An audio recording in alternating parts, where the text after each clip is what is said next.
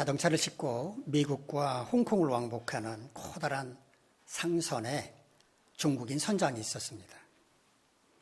그가 어느 형제의 전도를 받고 예수를 믿기 시작했습니다. 미국에서 홍콩을 향해 출발하기로 예정되어 있던 어느 날 갑자기 열이 나면서 도저히 배를 탈 수가 없었습니다. 그래서 하는 수 없이 다른 동료와 순번을 바꾸고 자신은 미국에 남아서 몸을 추스르고 있었습니다. 그런데 그날 출항한 그 배가 중간에서 침몰하면서 실려있던 화물은 물론이고 그 배에 타고 있던 모든 사람들이 죽는 사고가 발생했습니다. 그 사람은 큰 충격을 받았습니다. 더구나 자기 자신을 대신해서 그 배에 탔던 동료가 죽었다는 사실이 그를 너무 고통스럽게 만들었습니다. 그 사건이 있은 뒤로 그 사람은 예수님께서 자기 자신을 대신해서 죽으셨다는 것을 뼈저리게 확실하게 깨닫게 되었다고 합니다. 마침내 그 사람은 다니던 직장을 그만둔 다음에 신학 공부를 해서 목회자가 되었습니다. 자신을 대신해 죽은 예수님의 사랑이 얼마나 큰지를 깨닫고 그 사랑의 빚을 갚아야 한다고 생각을 했기 때문이었습니다. 예수님은 저와 여러분을 구원하시기 위해 십자가 고난의 길을 걸어가셨습니다. 오늘은 예수님께서 십자가에 달리시기 위해 예루살렘을 향해 들어가신 날을 기념하는 종려주일입니다. 저와 함께 십자가 고난의 현장을 향해 가신 어린 양, 우리 주님이 걸어가셨던 그 길을 함께 따라가 보도록 하겠습니다. 예수님의 공생애는 갈릴리에서부터 시작이 되었습니다.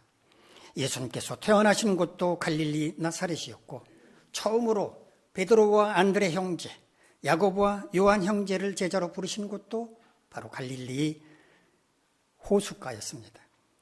이처럼 갈릴리에서 주로 활동하시던 예수님은 십자가 고난을 앞두시고 예루살렘으로 이동하시게 되었습니다. 요단 동편에 있는 베레아를 지나서 요단 서편 여리고를 거쳐 마침내 예루살렘 가까이에 있는 감람산 자락에 이르게 되었는데 오늘 본문은 감람산 자락의 벳바게와 베다니에서 있었던 일을 소개하고 있습니다. 지도에서 보시는 것처럼 감람산과 예루살렘은 기드론 골짜기라고 하는 이 골짜기를 사이에 두고 서로 마주보고 있었습니다. 감람산은요, 헬라어로 오로스톤 엘리아온이라는 말인데요. 그대로 번역하면 올리브 산이라는 뜻입니다. 중국이 원산지인 감람나무가 있다고 합니다. 이 감람나무는 올리브하고 비슷하게 생겼다고 해요. 하지만 종류는 다르다고 합니다. 올리브 따로, 감람 따로. 그러나 성경을 번역할 때 우리 조상들이 이 올리브 나무를 감람나무라고 번역을 했습니다. 감람산이라고 하는 이름은 이 산에 감람나무, 즉 올리브 나무가 많기 때문에 붙여졌을 것으로 보이는데 예수님께서 제자들과 자주 기도하셨던 곳이죠. 겟세마네 동산. 겟세마네 동산은 히브리 원어로는 갓쉐마니라는 말인데요. 그걸 우리말로 그대로 번역하면 올리브 기름을 짜는 틀이라는 뜻입니다. 그러니까 그 산이 올리브의 주산지였다라는 것을 알 수가 있습니다. 자, 아무튼 예수님과 제자들은 예루살렘과 가까운 벳바게와 베다니 지역에 도착을 하게 됐는데 여기서 예수님은 제자 2명을 맞은편 마을로 보내셨습니다. 맞은편 마을이란 벳바게와 베다니에 있는 어떤 마을을 가리키는 것으로 보입니다. 그런데 예수님은 마치 그 마을의 모든 것을 훤히 꿰뚫고 있는 것처럼 말씀을 하십니다.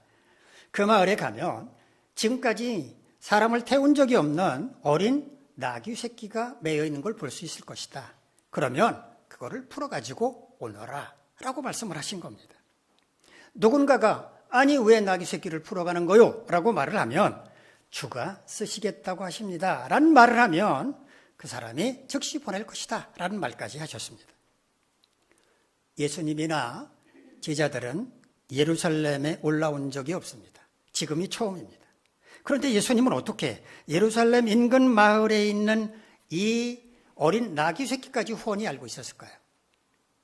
혹시 나귀 주인과 예수님은 아는 사이였고, 그래서 사전에 예수님하고 약속을 해가지고 내가 사람을 보낼 테니까 그때 어린 나귀 새끼를 나한테 보낼 때 왜 끌고 가는 거요? 라고 물어봐가지고 주가 쓰시겠다고 하십니다 라고 말하면 보내주시오, 이렇게 약속을 했던 걸까요? 만약에 그렇다고 칩시다. 그렇다면 그 주인이 예수님의 제자들이 언제 올지 알고 나귀 새끼와 하염없이 매놓고서 그 사람을 기다리고 있었습니까? 그것도 말이 안 되지 않습니까?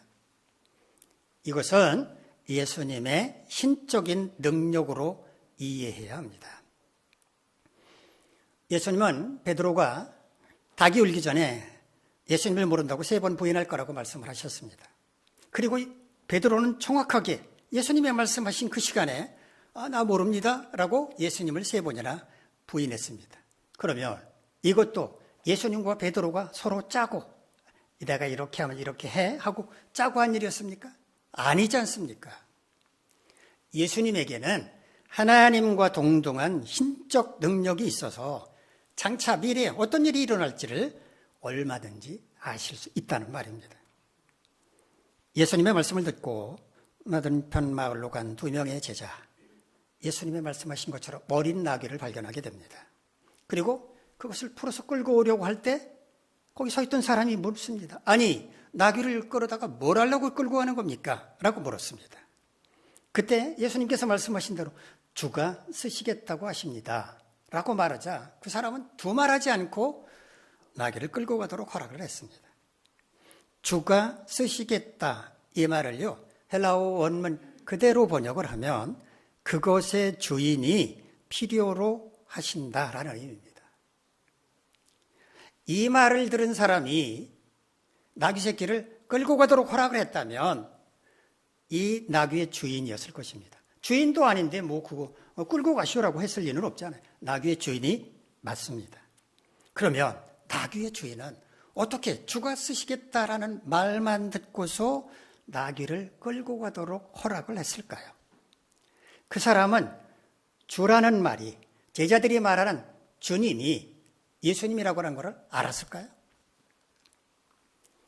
당시 예루살렘 인근에 있는 마을, 벳박이니 베다니니 그 주변에 있는 마을의 사람들은 6월절 명절이 돌아오면 예루살렘을 찾는 순례자들이 많았는데 그 순례자들에게 자신의 소유로, 자신이 갖고 있는 무언가로 대접하는 것을 기뻐했다고 합니다. 나귀의 주인도 그런 마음으로 흔쾌히 자신의 나귀를 끌고 가도록 허락했을 가능성이 크다고 봅니다. 제자들이 말한 주인이 메시아라고 하는 것을 몰랐을 수도 있습니다.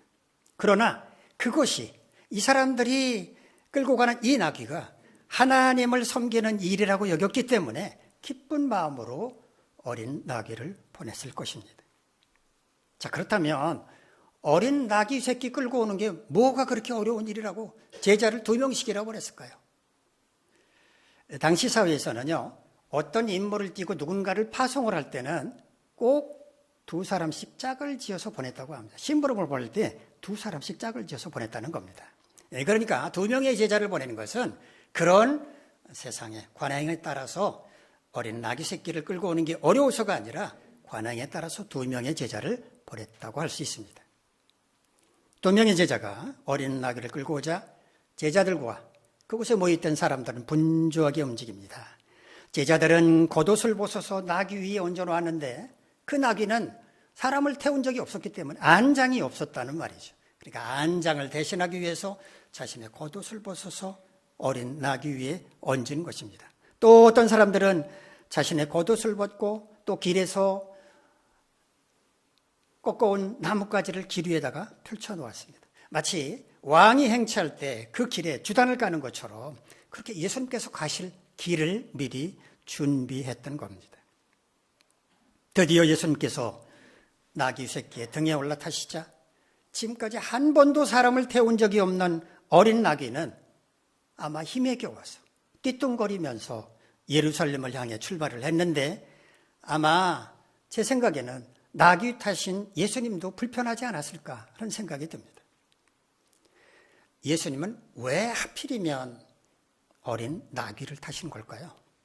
꼭 나귀를 타셔야 한다면 지금까지 사람들을 태워본 경험이 많은 나귀, 노련한 나귀를 타시면 안 됐을까요? 아니, 굳이 나귀를 타실 이유가 없다면 말을 타고서 좀 당당하게 예루살렘에 들어가실 수는 없었을까요?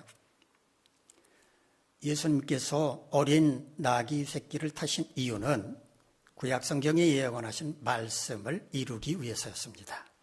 스가랴 9장 9절을 보면 이런 말씀이 있습니다. 시온에 따라 크게 기뻐할지어다. 예루살렘에 따라 즐거이 부를지어다.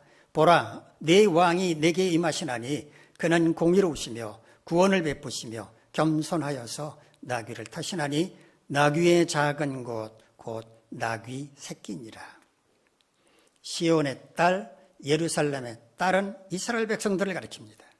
이스라엘 백성들을 다스릴 왕이 오실 것인데 그 왕은 공의로우시고 구원을 베푸실 것이며 겸손해서 어린 나귀를 타고 오신다는 말씀입니다. 여기서 말하는 왕, 이스라엘을 구원할 메시아를 가리킵니다.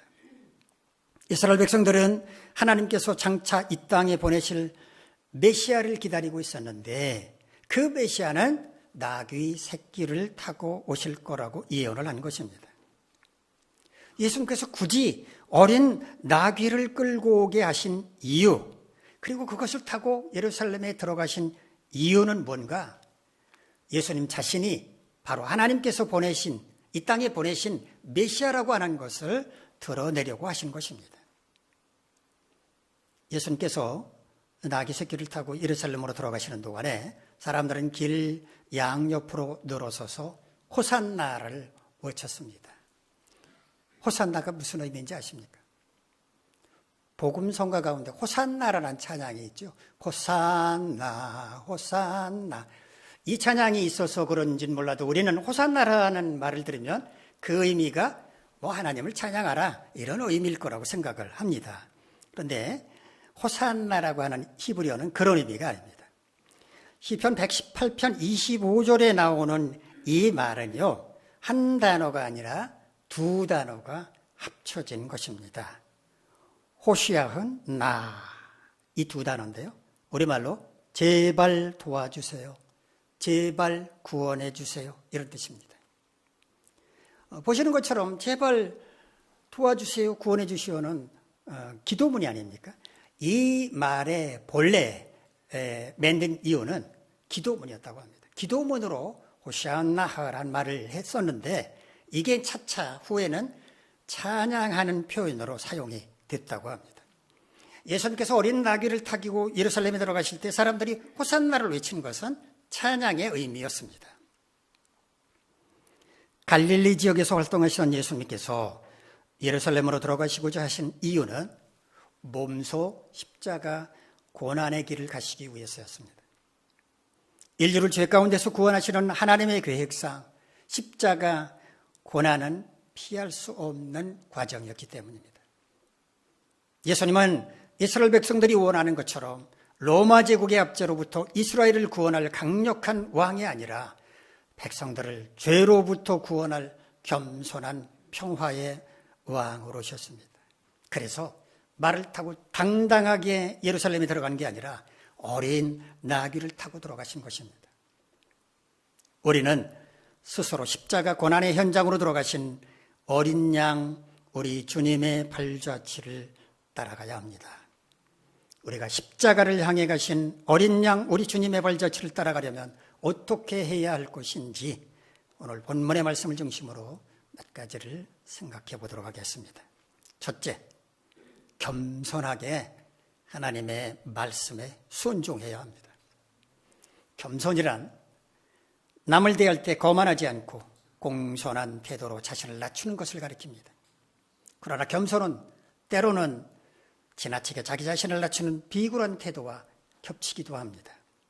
그래서 교만함과 겸손함은 사람의 시각이 아니고 하나님의 시각으로 판단해야만 합니다. 사람의 눈으로 볼 때 겸손한 것처럼 보여도 하나님이 보실 때 교만할 수 있습니다.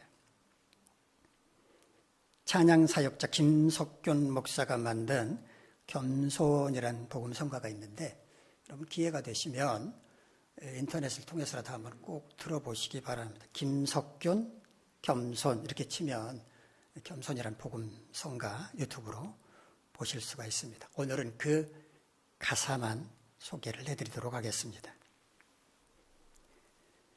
겸손, 슬픔 속에서도 울지 않는 것, 억울해서 울지 않는 것, 걱정할 수밖에 없는 상황 속에서도 걱정하지 않는 것, 사랑할 수 없는 사람조차도 사랑하며 품어주는 것, 용서할 수 없는 사람일지라도 용서하여 주는 것, 어떠한 자기 주장도 버리고 오직 모든 것을 주님 뜻에 맡기며 내가 강한 것이 아니라 주가 강함을 보여줌이 진정한 겸손. 참을 수 없어도 화내지 않고 끝까지 인내하는 것, 감사할 수 없는 그런 조건에서도 감사하며 사는 것, 칭찬이나 비난 가운데서도 침묵하며 살아가는 것, 말씀 순종하기 어려울지라도 믿음으로 순종하는 것, 겸손은 겉사람이 드러나지 않고 속사람이 드러나는 것, 하나님과 가장 가까운 사람이 바로 겸손한 사람. 예수님은 십자가에 못 박히는 것이 얼마나 고통스러운 것인지 잘 알고 계셨습니다. 그래서 만일 할만하시거든 이 잔이 지나가게 해달라고, 그러나 내 원대로 마시고 아버지의 원대로 하시라고 간절하게 기도하셨던 것입니다. 이런 아들의 울부짖는 기도를 들으셔야 했던 하나님은 얼마나 가슴이 아프셨을까요? 차마 뭐라고 대답하실 수도 없으셨을 것입니다. 그러나 예수님은 아버지 하나님이 그런 마음을 헤아리셨고, 그래서 겸손하게 아버지의 뜻을 따르셨습니다. 어차피 끔찍한 고난의 현장으로 들어가는 마당에 말 타고 당당하게 들어가고 싶었지만 스가랴 선지자를 통해 예언한 말씀을 이루시기 위해서 어린 나귀를 타고 예루살렘에 들어가셨습니다. 우리가 십자가를 향해 묵묵히 가셨던 어린 양, 우리 주님의 발자취를 따라가려면 어떻게 해야 하는가? 주님처럼 겸손하게 하나님의 말씀에 순종해야 합니다. 세계 헤비급 챔피언을 3번이나 차지했던 복싱 영웅 무함마드 알리가 어느 날 비행기에 탑승을 했는데 안전벨트를 매지 않았습니다. 스튜어디스가 다가가서 미소를 띤 얼굴로 정중하게 말했습니다. 안전벨트를 좀 매주십시오. 그랬더니 기고만장한 알리가 소리쳤습니다. 나는 챔피언이야. 슈퍼맨이라고. 안전벨트 따위는 필요가 없어. 그러자 스튜어디스가 이렇게 말했다고 합니다. 승객님, 슈퍼맨은 비행기를 타지 않습니다. 겸손하게 하나님의 말씀에 순종하는 사람은 그 말씀이 지극히 하찮게 보인다고 하더라도, 그 말씀을 지키는 게 너무 힘이 든다고 하더라도, 말씀을 지킬 때 자신에게 불이익이 있다고 하더라도 핑계대지 않고 묵묵히 지키려고 힘씁니다. 겸손히 말씀에 순종하는 것이 하나님의 뜻을 이루는 길이고 하나님께 영광을 돌리는 길이라고 하는 것을 알기 때문입니다. 여러분 모두 바로 그런 사람이 되시기를 간절히 바랍니다.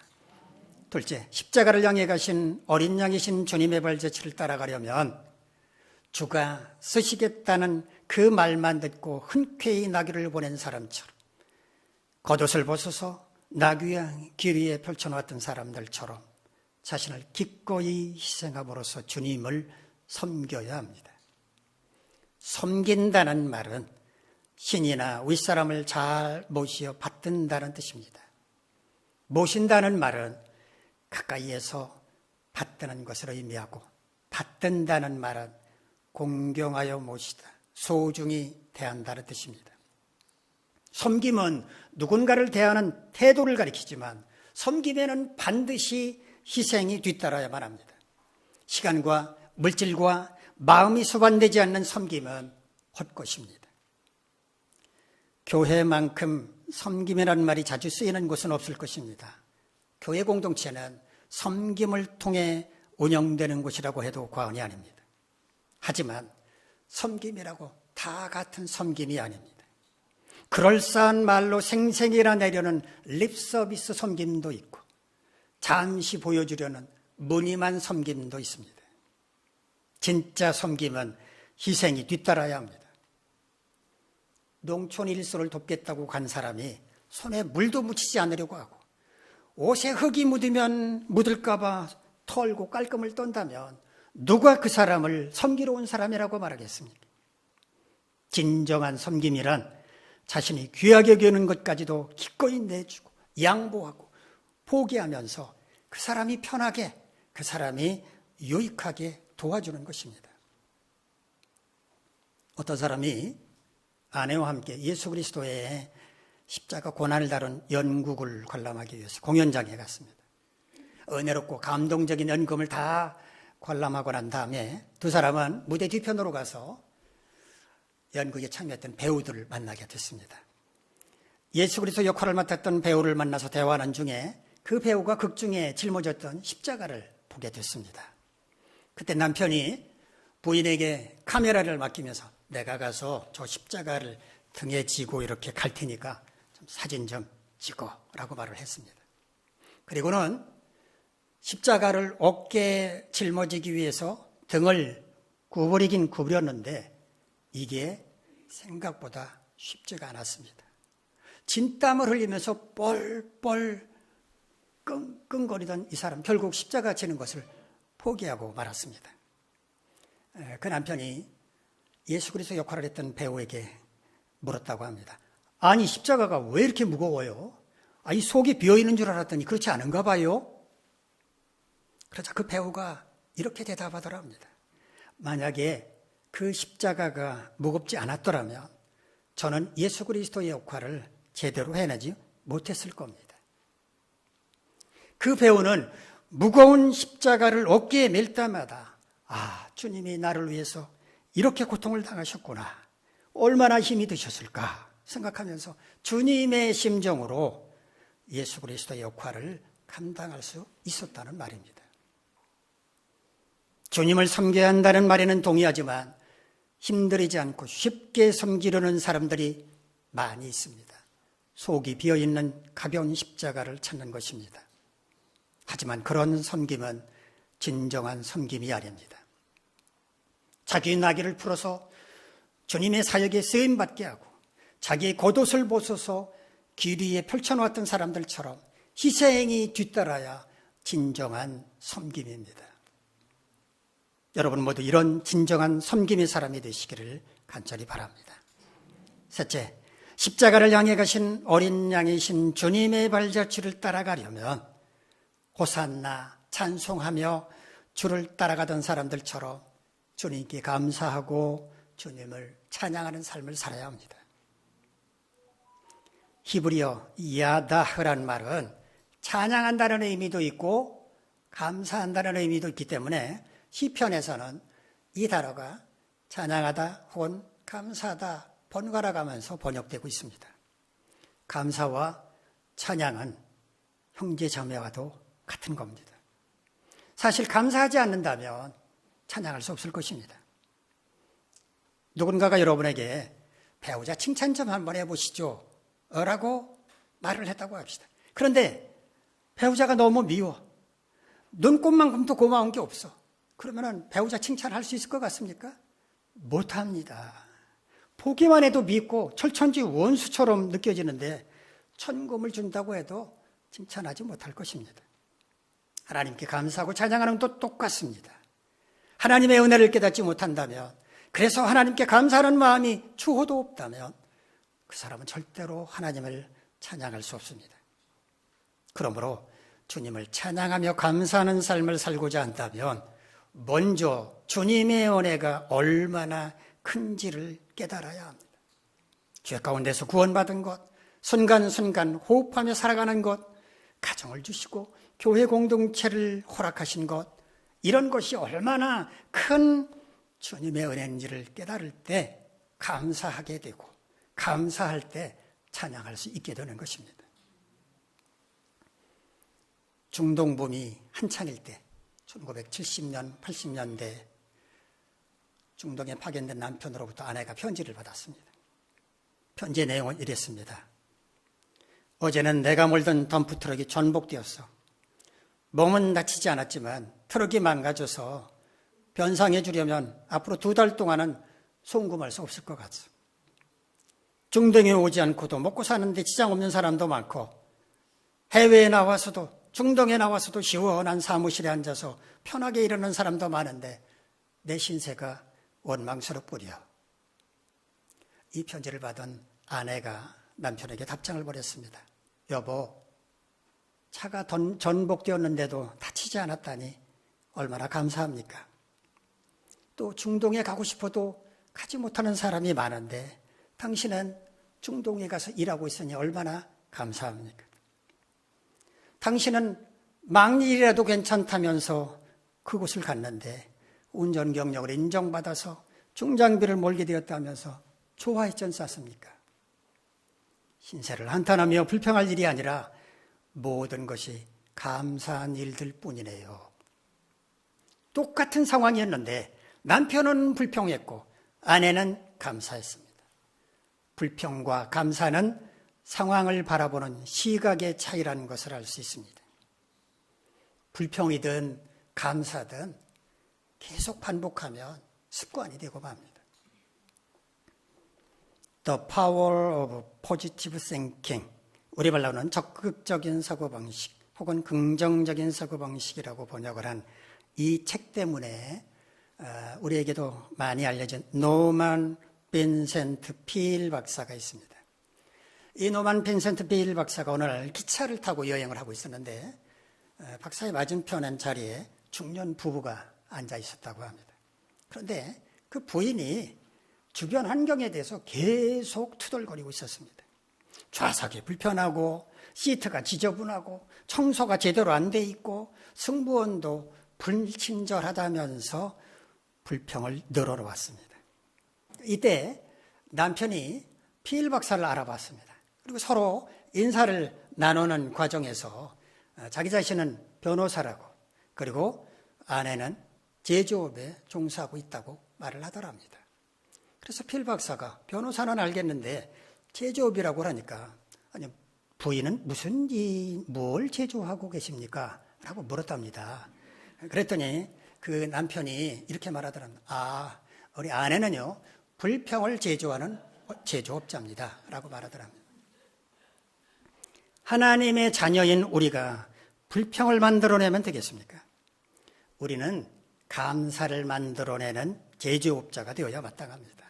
감사는 더 큰 감사를 낳고 슬픔을 기쁨으로 고난을 축복으로 변화시킬 수 있는 마법과도 같기 때문입니다.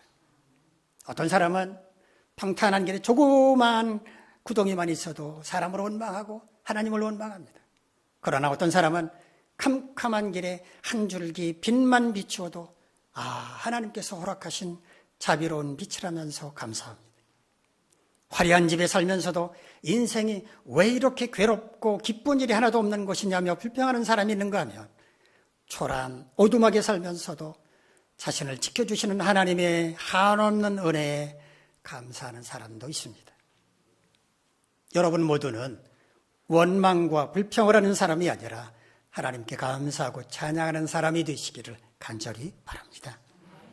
예수님은 십자가 고난을 받으실 예루살렘을 향해서 주저함 없이 담대하게 예언의 말씀을 따라 겸손하게 어린 나귀를 타고 돌아가셨습니다.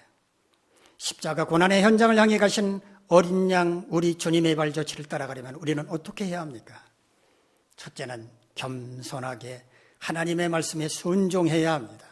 둘째는 주가 쓰시겠다는 말만 듣고 흔쾌히 나귀를 보낸 사람처럼 겉옷을 벗어서 나귀와 기류에 펼쳐놨던 사람들처럼 자신을 기꺼이 희생함으로써 주님을 섬겨야 합니다. 셋째, 호산나 찬송하며 주를 따라가던 사람들처럼 주님께 감사하고 주님을 찬양하는 삶을 살아야 합니다. 여러분 모두 이와 같이 십자가 고난의 현장을 향해 가신 어린 양 우리 주님의 발자취를 따라가시기를 간절히 바랍니다. 기도하겠습니다. 거룩하신 하나님, 우리 모두 주님이 고난의 현장을 향해서 담대하게 가셨던 것처럼 그 발자취를 따라가는 삶을 살게 하옵소서. 예수님의 이름으로 기도하옵나이다. 아멘.